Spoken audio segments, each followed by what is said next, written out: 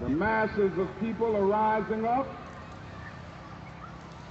and wherever they are assembled today, whether they are in Johannesburg, South Africa, Nairobi, Kenya, Accra, Ghana, New York City, Atlanta, Georgia, Jackson, Mississippi, or Memphis, Tennessee, the cry is always the same: we want to be free.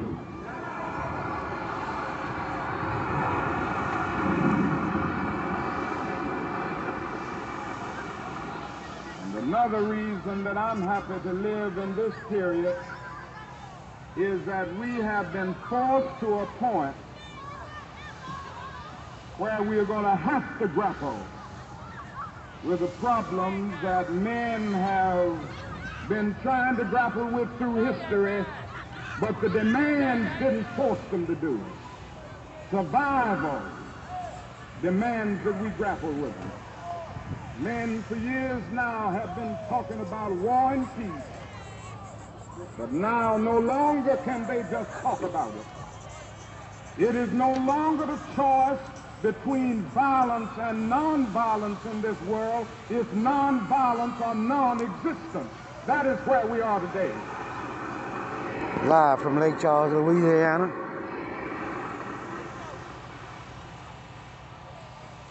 Also in the human rights revolution. Enterprise Boulevard.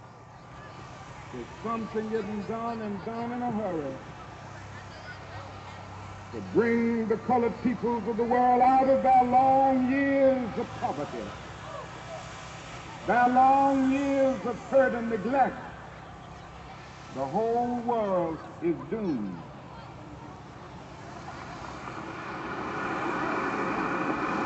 Now, I'm just happy that God has allowed me to live in this period to see what is unfolding. And I'm happy that he's allowed me to be in Memphis. I can remember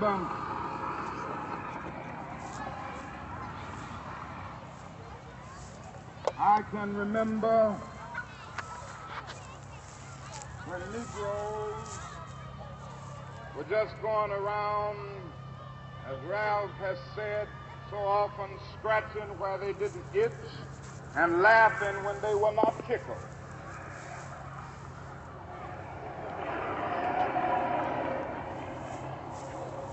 But that day is all over.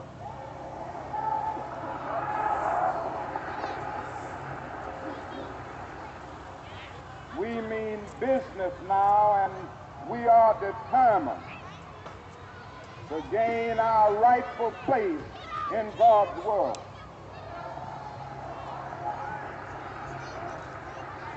And that's all this whole thing is about.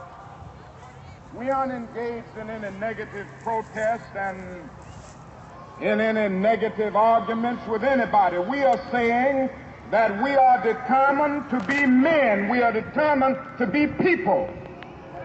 We are saying Leave us the fuck alone. We are saying that we are God's children. Every last one of them. And that we are God's children, we don't have to live like we are forced to live. Now, what does all of this mean in this great period of history? It means that we've got to stay together. We've got to stay together and maintain unity. You know, whenever Pharaoh wanted to prolong the period of slavery in Egypt, he had a favorite formula for doing it. What was that? He kept the slaves fighting among themselves.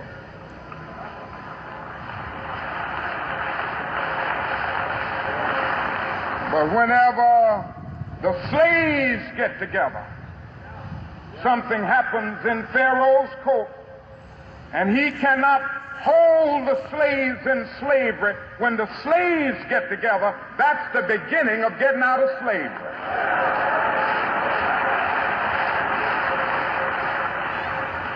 Now let us maintain unity. Secondly, let us keep the issues where they are. The issue is injustice. The issue is the refusal of Memphis to be fair and honest in its dealings with its public servants who happen to be sanitation workers.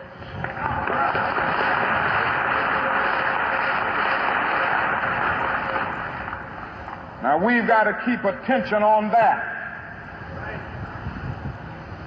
That's always the problem with a little violence. You know what happened the other day, and the press dealt only with the window breaking. I read the article. They very seldom got around to mentioning the fact that 1,300 sanitation workers are on strike, and that Memphis is not being fair to them, and that Mayor Loeb is in dire need of a doctor. They didn't get around to that.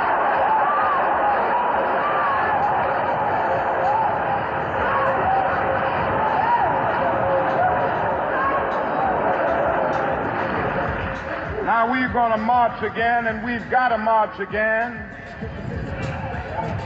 in order to put the issue where it is supposed to be.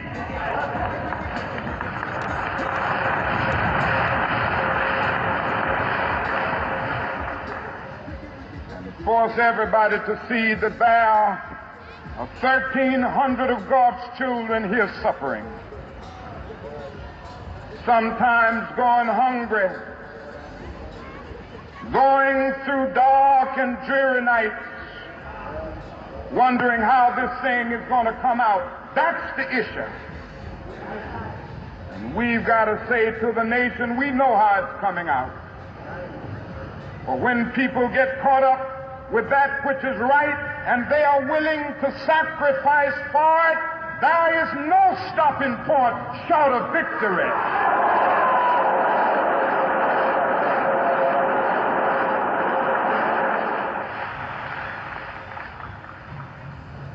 We aren't going to let any mace stop us. We are masters in our nonviolent movement in disarming police forces. They don't know what to do. I've seen them so often. I remember in Birmingham, Alabama, when we were in that majestic struggle there. We would move out of the 16th Street Baptist Church day after day. By the hundreds we would move out, and Bull Connor would tell them to send the dogs forth. And they did come. But we just went before the dogs singing, ain't gonna let nobody turn me around.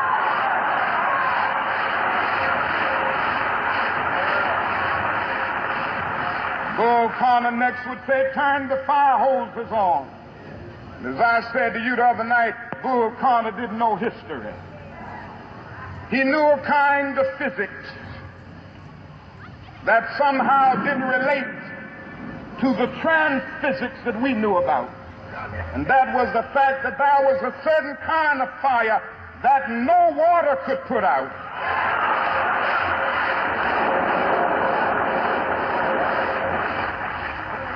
And we went before the fire hoses. We had known water. If we were Baptist or some other denomination, we had been immersed. If we were Methodist and some others, we had been sprinkled. But we knew water. That couldn't stop us.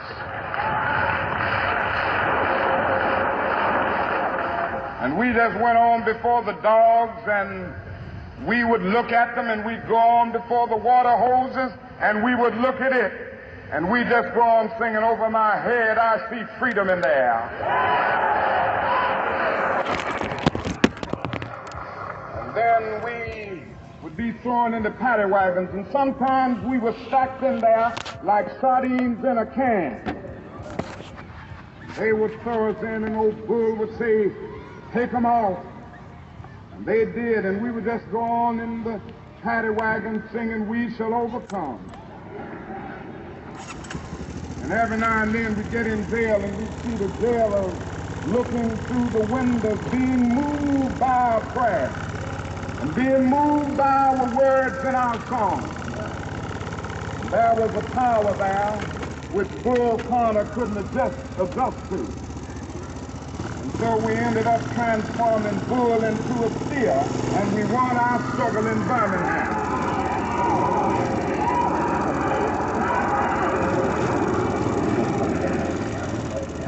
We've got to go on in Memphis just like that. I call upon you to be with us when we go out Monday. Now about injunction. We have an injunction and we are going into court tomorrow morning to fight this illegal, unconstitutional injunction. All we say to America is be true to what you said on paper.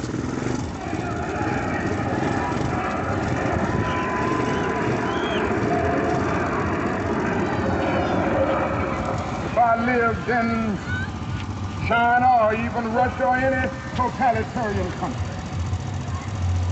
maybe I could understand some of these illegal injunctions. Maybe I could understand the denial of certain basic First Amendment privileges because they haven't committed themselves to that over that. But somewhere I read of the freedom of opinion. Somewhere I read of the freedom of speech. Somewhere I read of the freedom of press. Somewhere I read that the greatness of America is the right to protest our rights.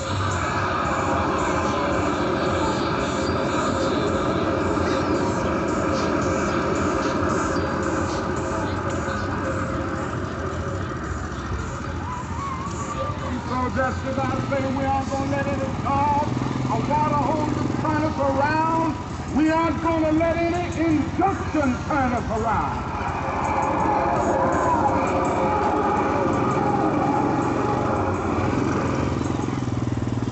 Going on. We need all of them. You know what's beautiful to me? See all of these ministers of the gospel. It's a marvelous picture. Who is it that is supposed to articulate the longings and aspirations of people more than the preacher?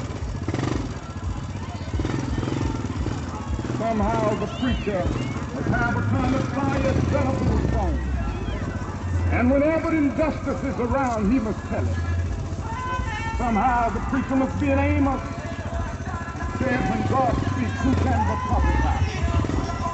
Then with Amos, let justice roll down like waters and righteousness like a mighty stream. Somehow the preacher must say with Jesus, the Spirit of the Lord is upon me, because he has anointed me. He's anointed me to deal with the problems of the poor. I want to commend the preacher under the leadership of these noble men, James Lawson, one who has been in this struggle for many years. He's been to jail for struggling. He's been kicked out of Vanderbilt University for this struggling, but he's still going on fighting for the rights of his people.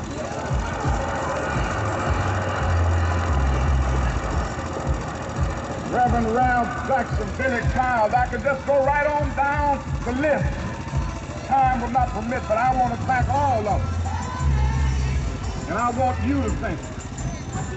Because so often preachers aren't concerned about anything but themselves.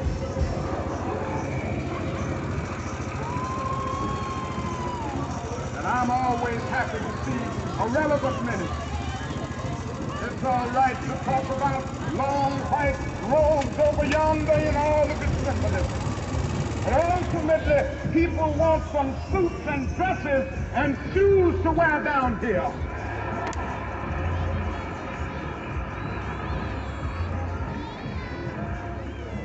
It's all right to talk about streets flowing with milk and honey. But God has commanded us to be be concerned about the slums down here and his children who can't eat 3 square meals a day. It's all right to talk about the New Jerusalem, but one day, God's preacher must talk about the new New York, the new Atlanta, the new Philadelphia, the new Los Angeles, the new Memphis, Tennessee.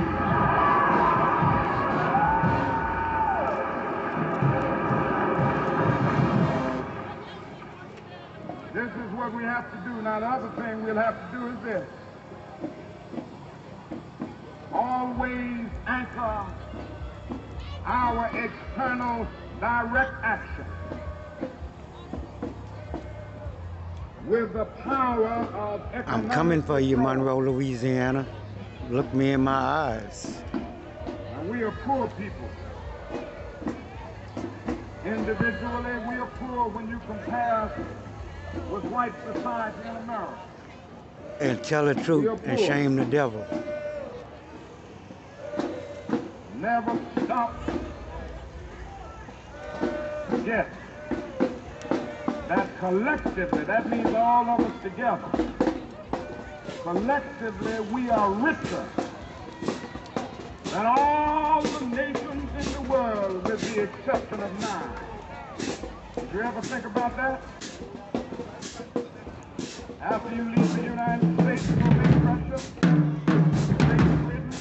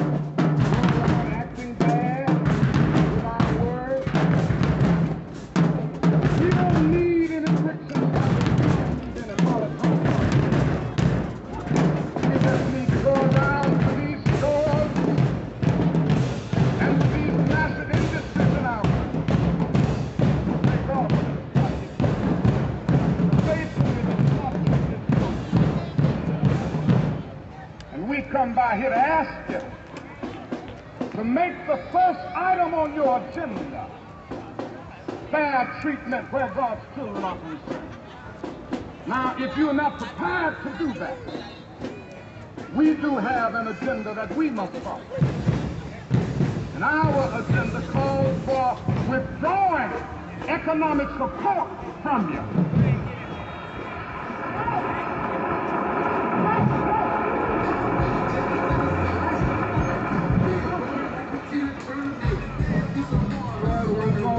We ask you tonight to go out and tell your neighbors not to buy Coca-Cola anymore.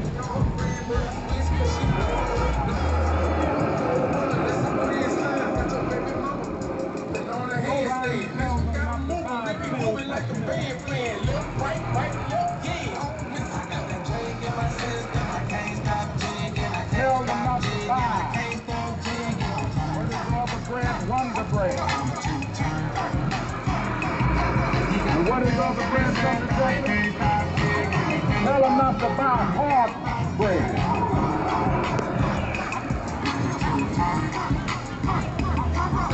Jackson has said, only the garbage men have been feeling pain. Now we must kind of redistribute the pain.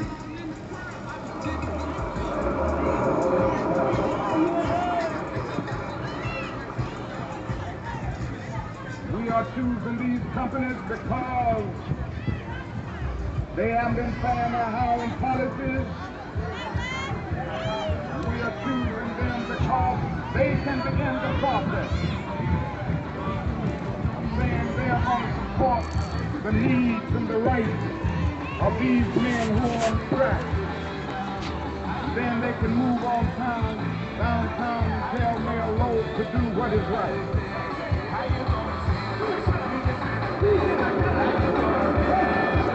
And I wonder that we got to strengthen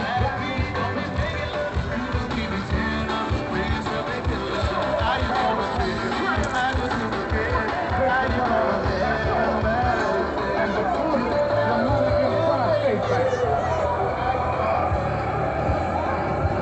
Lake Charles, Louisiana, y'all. Going down. Enterprise Boulevard, 2022. Go by the Savings and Loan Association. I'm not asking. Live, Mr. Charlie TV, that we YouTube. Don't do ourselves and SLC. Judge Brooks and others will tell you that we have an account here in the Savings and Loan Association from the Southern Christian Leadership Conference. We're telling you to follow what we're doing. Put your money there.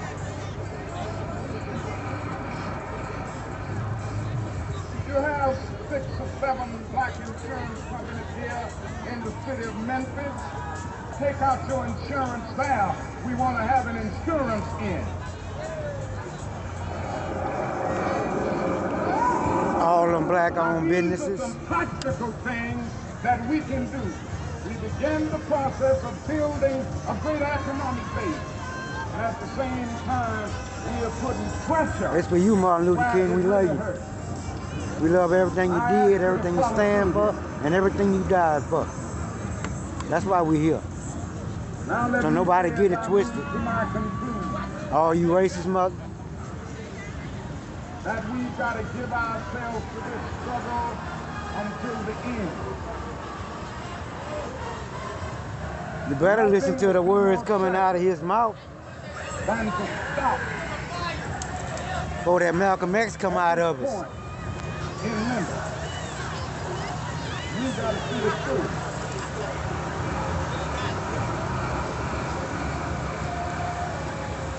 When we have our march, Everybody like this video.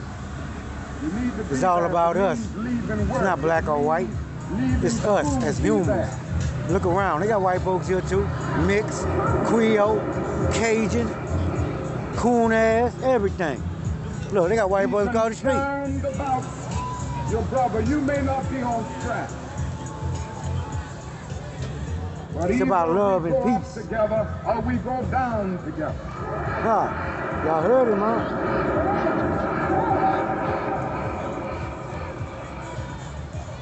Let us develop a time of dangerous unselfishness. One day a man came to Jesus. He wanted to raise some questions about some vital matters of life. Once he wanted to trick Jesus and show him that he knew a little more than Jesus knew and throw him off base. Y'all support that business right there, man. Look at that. Family area tires, man. 337-764-4592. Representing.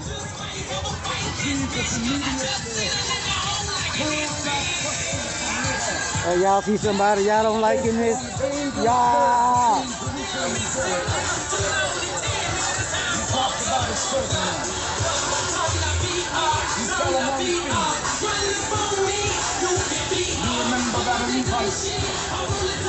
The priest passed down on the side. They didn't stop to help.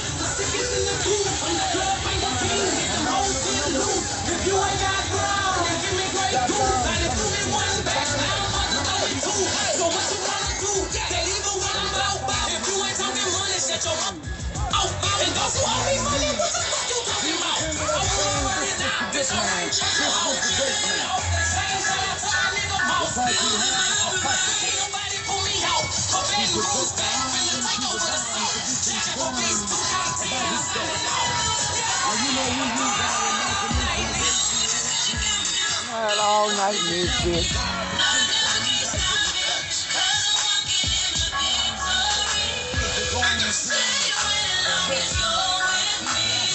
Y'all hear that victory?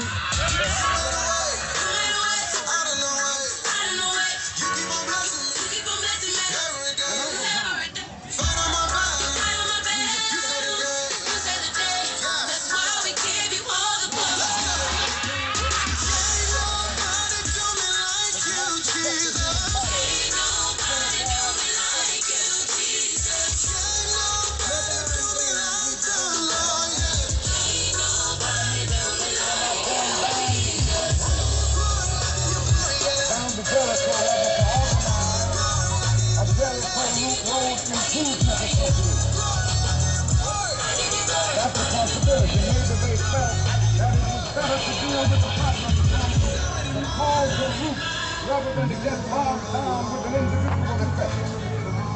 But I'm going to tell you what my imagination tells me. We're going to swing it out. It's possible that those men were afraid. You see, the Jericho Road is a dangerous road. I remember when Mrs. King and I were first in Jerusalem. We rented a car and drove from Jerusalem down to Jericho. As soon as we got on that road, I said to my wife, I can see why Jesus used this as the setting for his parable. It's a winding, meandering road. It's really conducive for ambush. You start out in Jerusalem, which is about 1,200 miles, or rather 1,200 feet above sea level. And by the time you get down to Jericho, 15 or 20 minutes later, you're about 2,200 feet below sea level. That's a danger road. In the days of Jesus, it came to be known as the bloody path. You know, it's possible that the priest and the Levite looked over that man on the ground and wondered if the robbers were still around. Yeah, we decided to go around here. Country boys, you heard me?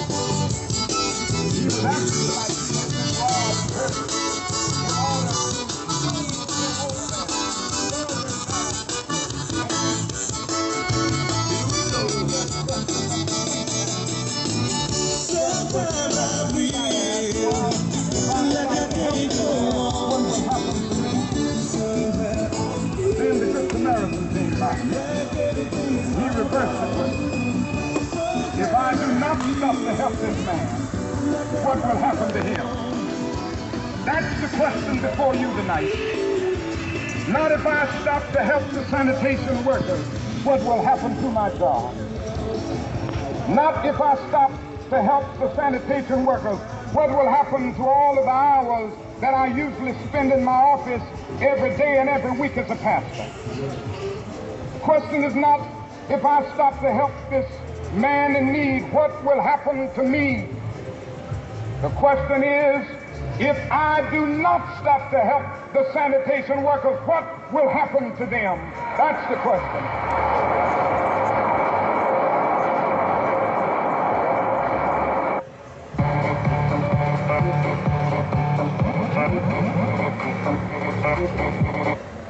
Yeah, we still. So you want to know where to invest $1,000 right now? Well, forget about stocks, real estate, or cryptocurrency. There is a little-known trend taking a...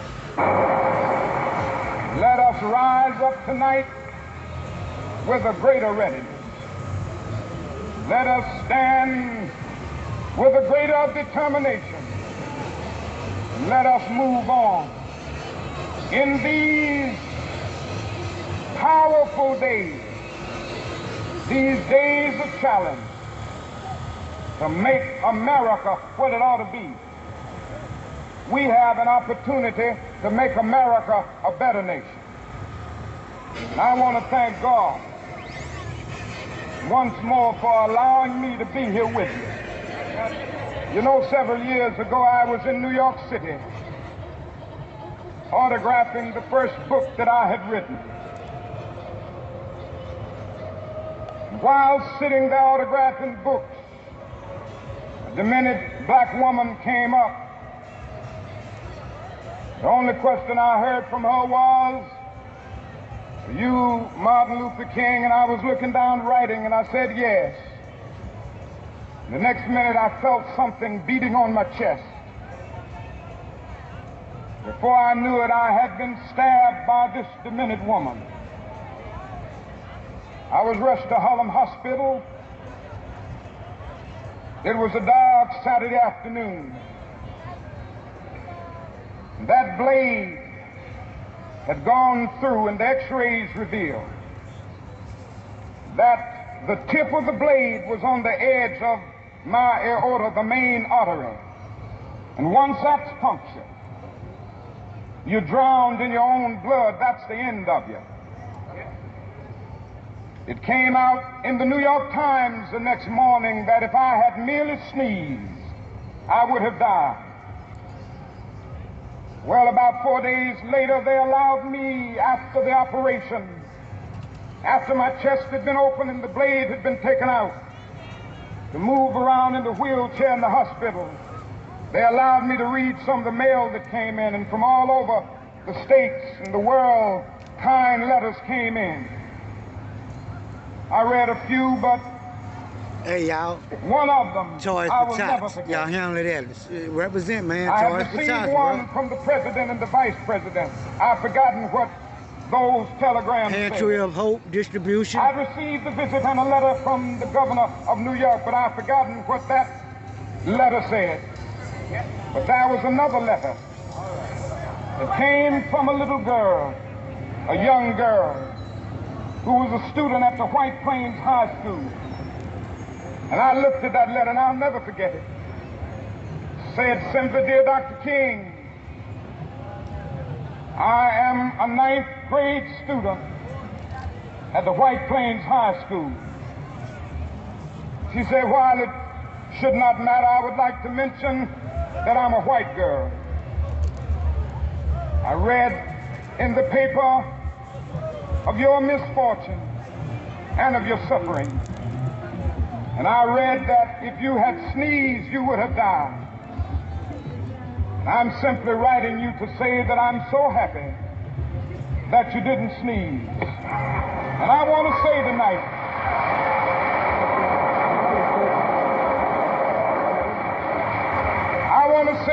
that I too am happy that I didn't sneeze, because if I had sneezed, I wouldn't have been around here in 1960, when students all over the South started sitting in at lunch counters. And I knew that as they were sitting in, they were really standing up for the best in the American dream and taking the whole nation back to those great wells of democracy which were dug deep by the founding fathers in the Declaration of Independence and the Constitution. If I had sneezed, I wouldn't have been around here in 1961 when we decided to take a ride for freedom and ended segregation in interstate travel. If I had sneezed, I wouldn't have been around here in 1962. The Negroes in Albany, Georgia, decided to straighten their backs up. And whenever men and women straighten their backs up, they're going somewhere, because the men can't ride to back unless it is bent. If I had sneezed,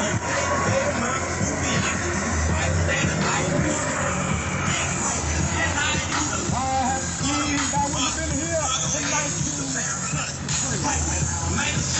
Black people, Birmingham, Alabama, roused the conscience of this nation, brought into being the civil rights bill. If I had sneezed, I wouldn't have had a chance later that year in August to try to tell America about a dream that I had had. If I had sneezed, I wouldn't have been down in Selma, Alabama to see the great movement there. If I had sneezed, I'm taking over. I wouldn't have been in Memphis. See a community rally around those brothers and sisters who are suffering. I'm so happy that I didn't see. They were telling me. Now it doesn't matter now.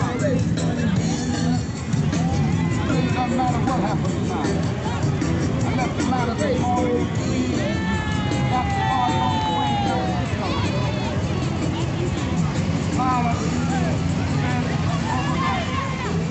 Public address system, we are sorry for the delay.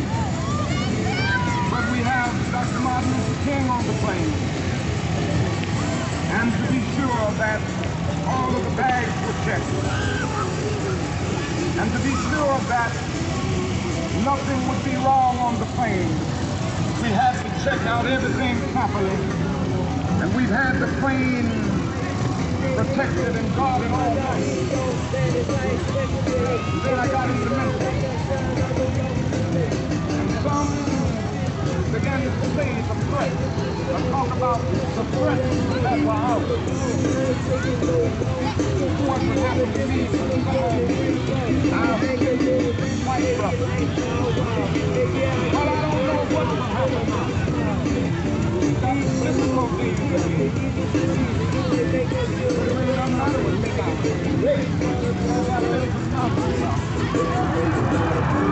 I don't mind. Like anybody, I would like to live a long life. Longevity has its place. But I'm not concerned about that now. I just want to do God's will. And He's allowed me to go up the mountain. I've looked over. I've seen the promised land. I may not get there with you, but I want you to know tonight that we as a people will get to the promised land.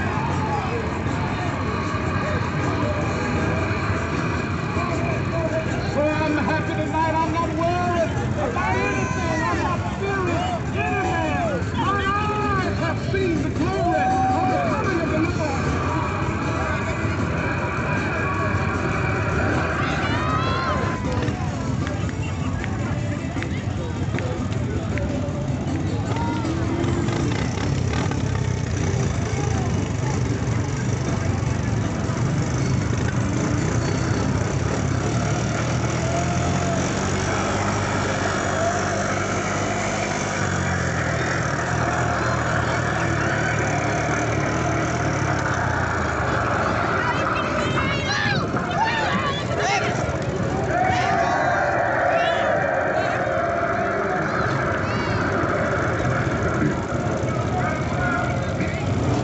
Mr. Chairman, friends and brothers in this first gathering of the National Conference on New Politics, ladies and gentlemen, can you hear me in the back? I don't know if the Klan is in here tonight or not. It's all the trouble we're having with these microphones.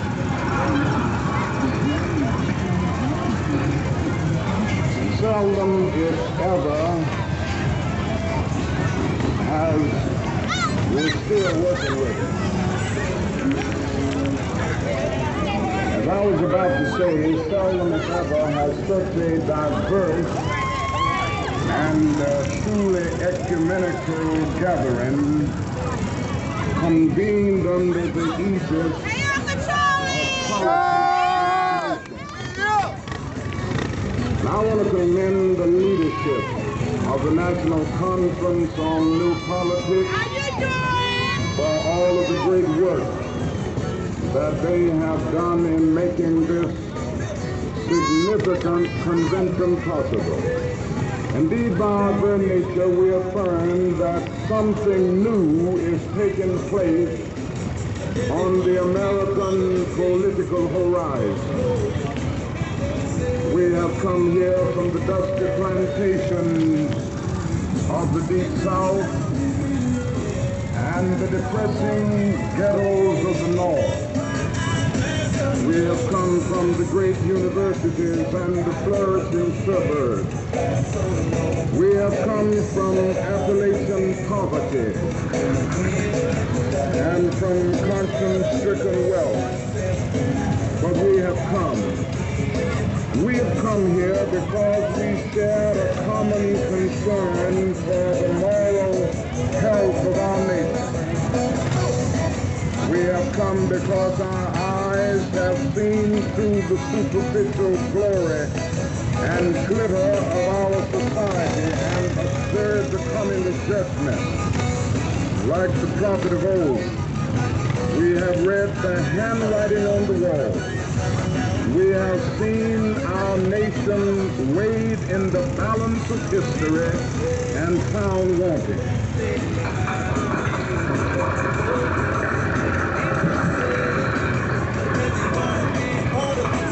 We come because we see this as a dark hour in the affairs of men. For most of us, this is a new moon. We are traditionally the idealists. We are the marchers from Mississippi and Selma and Washington who staked our lives on the American dream during the first half of this decade. Many assembled here campaigned assiduously for Lyndon Johnson in 1964 because we could not stand idly by and watch our nation contaminated by the 18th century policies of Goldwaterism.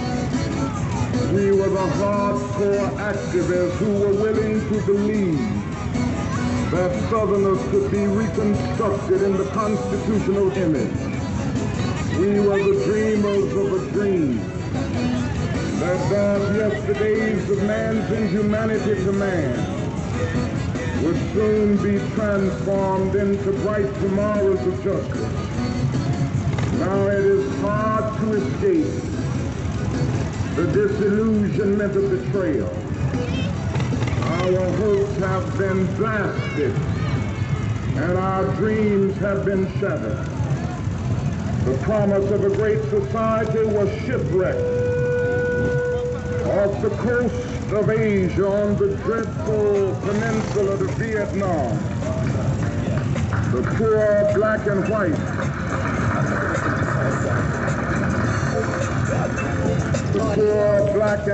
are still perishing on a lonely island of poverty in the midst of a vast ocean of material prosperity. What happened to a dream deferred?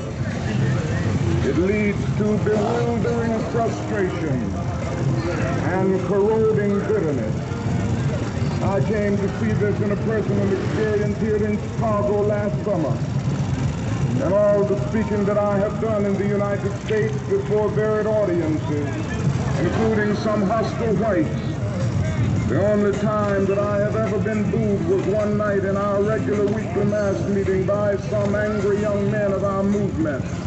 I went home that night with an ugly feeling. Selfishly, I thought of my sufferings and sacrifices over the last 12 years. Why would they boo one so close to them? But as I lay awake thinking, I finally came to myself, and I could not for the life of me have less than patience and understanding for those young men. For 12 years, I and others like me have held out radiant promises of progress. I had preached to them about my dreams. I had lectured to them about the not too distant day when they would have freedom all here and now. I had urged them to have faith in America and in white society. Their hopes had soared. They were now booing me because they felt that we were unable to deliver on our promises. They were booing because we had urged them to have faith in people who had too often proved to be unfaithful. They were now hostile because they were watching the dream that they had so readily accepted turn into a frustrating nightmare. This situation is all the more ominous in view of the rising expectations of men the world over. These rumblings that we hear today, rumbling of discontent, the thunder of disinherited masses, rising from dungeons of oppression to the bright hills of freedom. All over the world, like a fever, freedom is spreading in the widest liberation movement in history.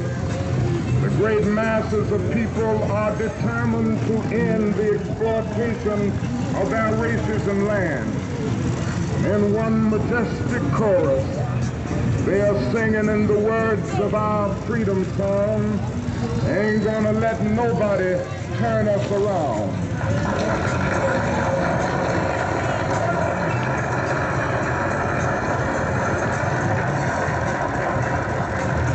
And so the collision course is set. The freedom, and the Congress attempts to legislate repression. Millions, yes, billions, are appropriated for mass murder. But the most meager pittance of foreign aid for international development is crushed in the surge of reaction. Unemployment rages at a major depression level in the black ghettos. But the bipartisan response is an anti-riot bill rather than a serious poverty program.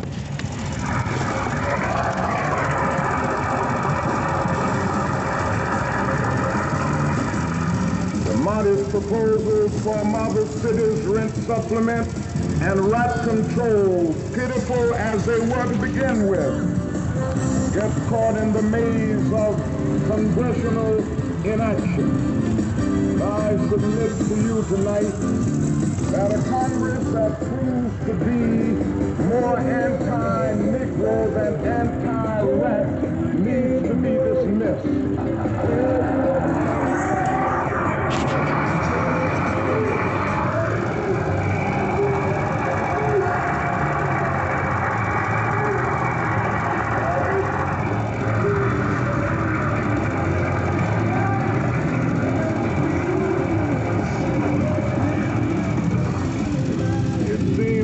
Legislative assemblies have adopted Nero as their patron saint and are bent on crippling while our cities burn.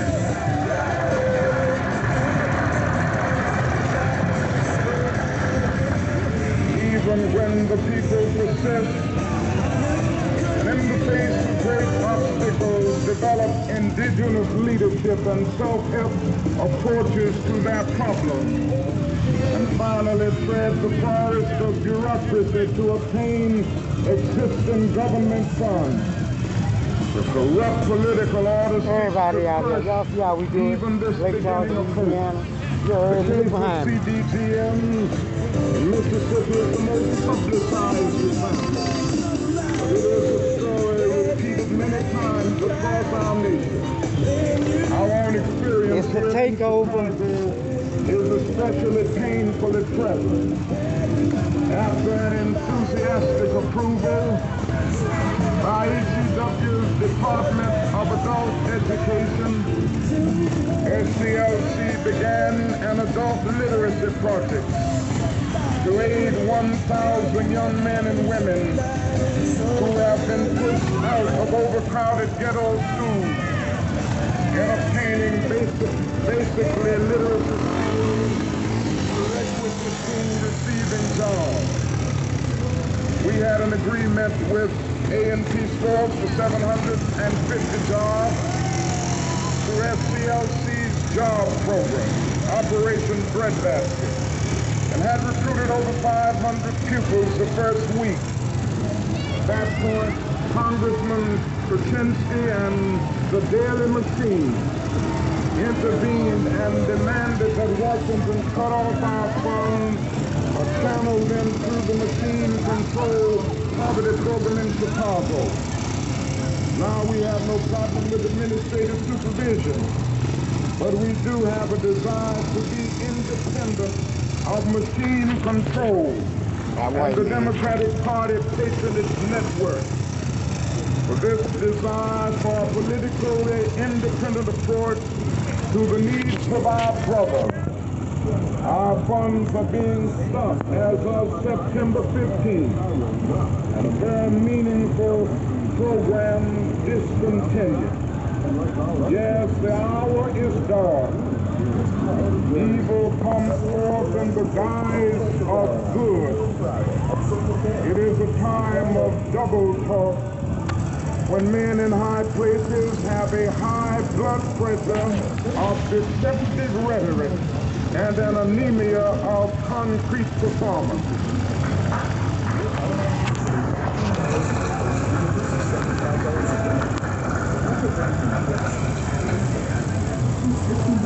We crowd against welfare handouts to the poor, but generously approve an oil depletion allowance to make the rich richer.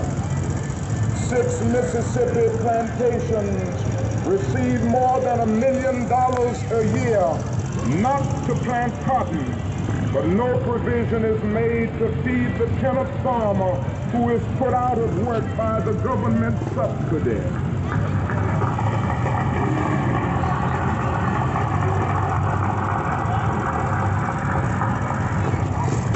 Crowning achievement in hypocrisy go to those staunch Republicans and Democrats of the Midwest and West who were given land by our government when they came here as immigrants from Europe.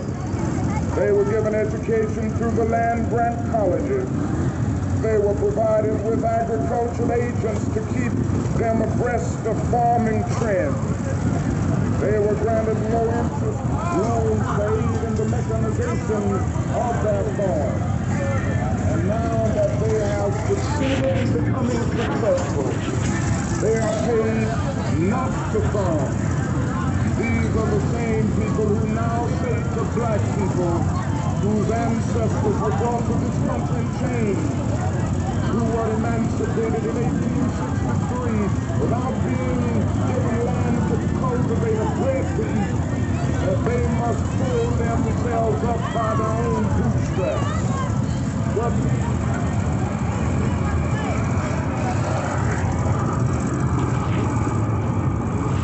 What they truly advocate is socialism for the rich and capitalism for the poor.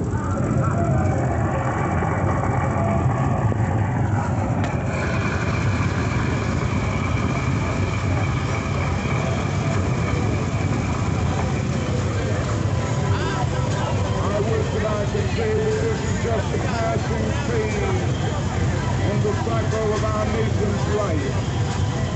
Said in the times of war, times of reaction throughout the society. But I suspect that we are now experiencing the coming to the surface of a triple-pronged sickness that has been lurking within our body politic from its very beginning. That is the sickness of racism, excessive materialism, and militarism. Not only is this our nation's dilemma, it is the plague of Western civilization. As early as 1906, W.E.B. Du Bois prophesied that the problem of the 20th century will be the problem of the color line.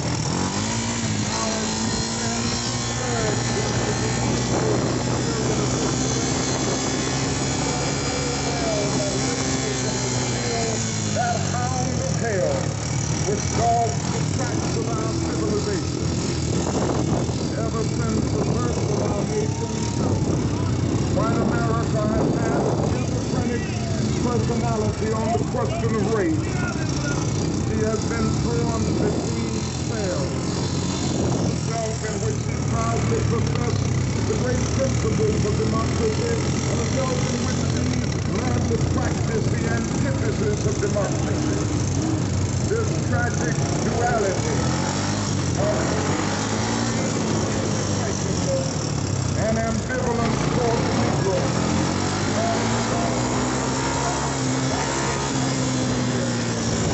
never stepped forward on the question of racial justice. To be at once attracted to the Negro and repelled by him, to love and to hate him. There has never been a solid, unified, and determined thrust to make justice a reality for Afro-America. It has a new name today. It is called the white backlash. But the white backlash is nothing new. It is the surfacing of old prejudices, hostilities, and ambivalences that have always been there. It was caused neither by the cry of black power, nor by the unfortunate recent wave of riots in our cities. The white backlash of today is rooted in the same problem that has characterized America ever since the black man landed in chains on the shores of this nation.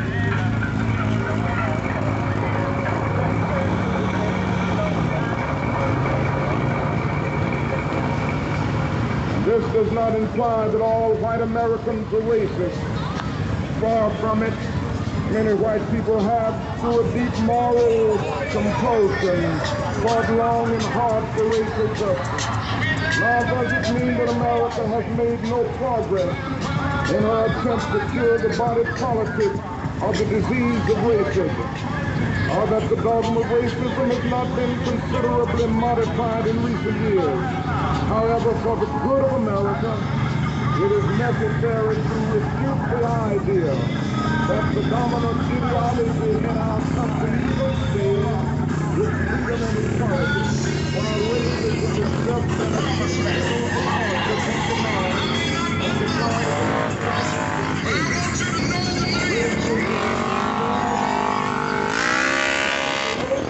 evil that will bring down the curtain on Western civilization.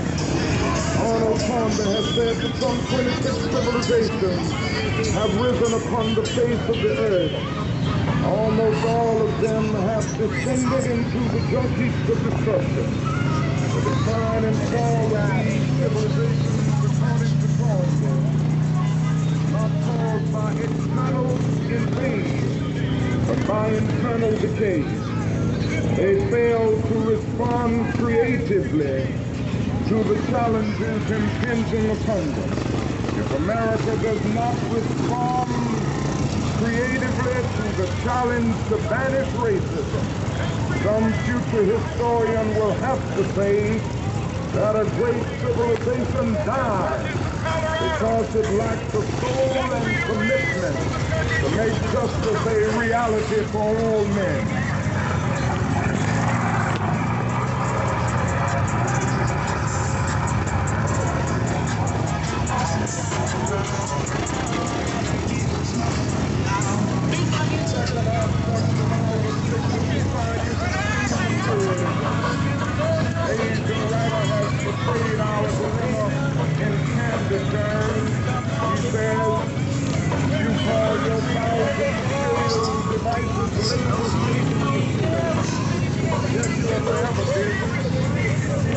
Multiplying of the old machinery,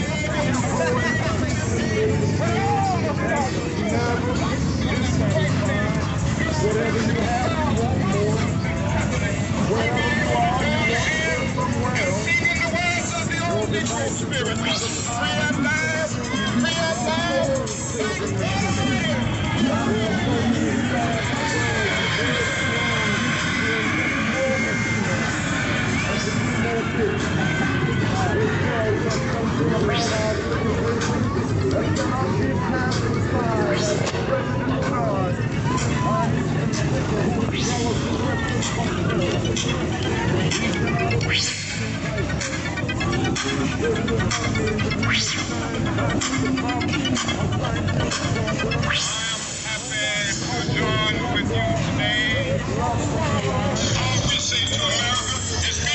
What you said on paper.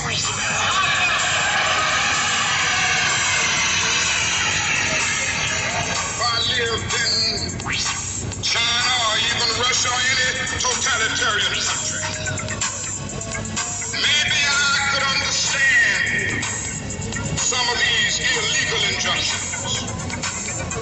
Maybe I could understand the denial of certain basic First Amendment privileges because they haven't committed themselves to that over there.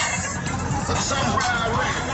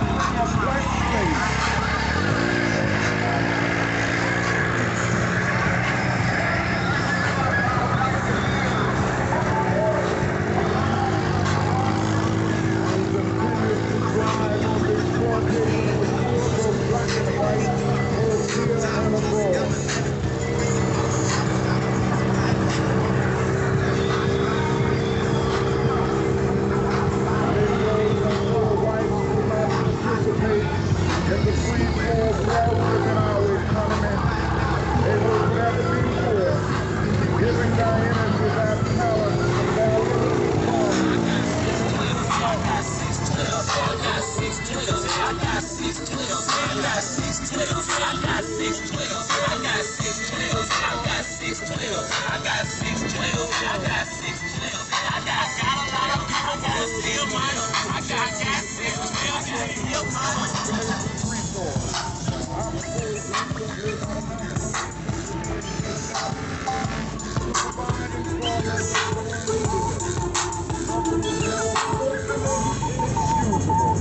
And unemployment in this age, in the 30s,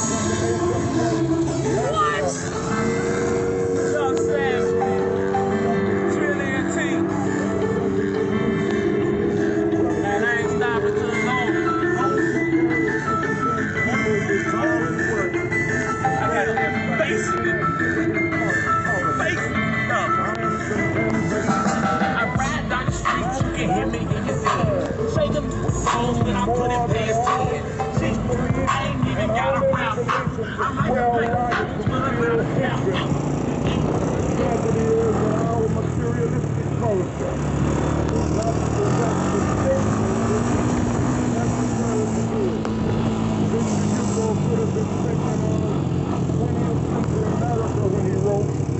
there's always more misery among the lower classes than there is humanity in the higher classes.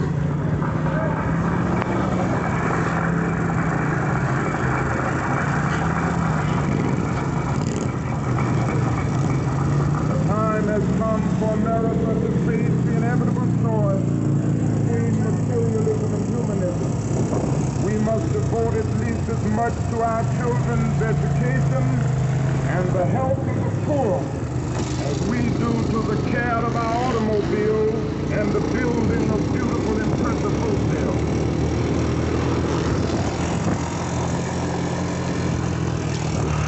We must also realize that the problem... Hey, I love y'all. It's time for me to get out of here.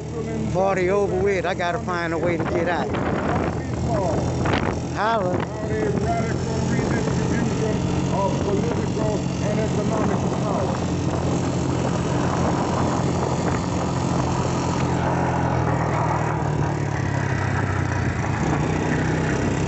We must further recognize that the ghetto is a domestic colony. Black people must develop programs